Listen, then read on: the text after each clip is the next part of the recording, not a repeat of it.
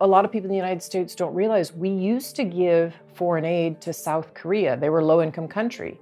They're now a middle-income country, and they give foreign aid to the rest of the world because they know how important it is. Melinda, thank you so much for having us in your office in Washington. Thanks for being here, Caroline. Every year, the Gates Annual Letter is centered on some sort of theme, and this year, you and Bill decided to write it as a series of tough questions. As we move into 2018, what do you feel like will be the toughest question that you and Bill will have to answer this year?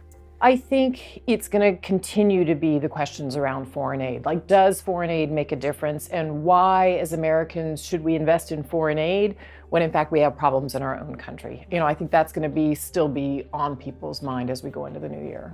And Bill writes in the letter that the Trump administration's American First strategy is a little bit dangerous. What about it is dangerous in your mind? Well, if you don't invest in people in the rest of the world, you're going to end up with problems on your own border. I mean, we saw that with Ebola. That's because we didn't make the investments in health systems around the world.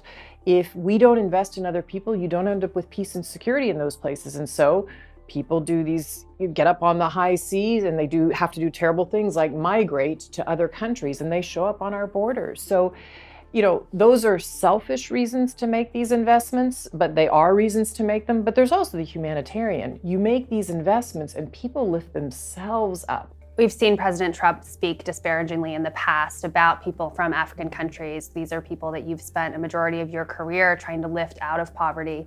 Does it discourage you when you hear him make disparaging comments like he has in the past? I think it is unnecessary and completely unhelpful to the dialogue. And it's not the Africa I see.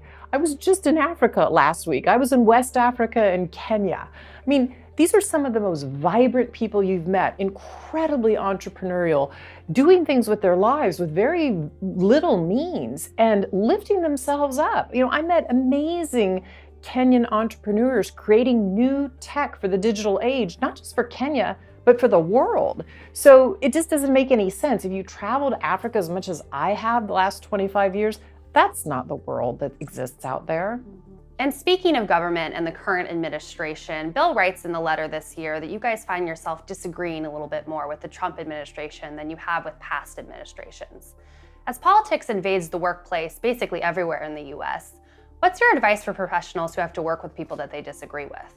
Find a way to have a discourse, to have a respectful discourse, and to really listen to one another. What is it that person's saying? Where are the places of commonality and where are the places of difference? And agree that you can have places of difference, but also agree on where the commonalities are. And when President Trump reads your letter, what are you hoping is his main takeaway?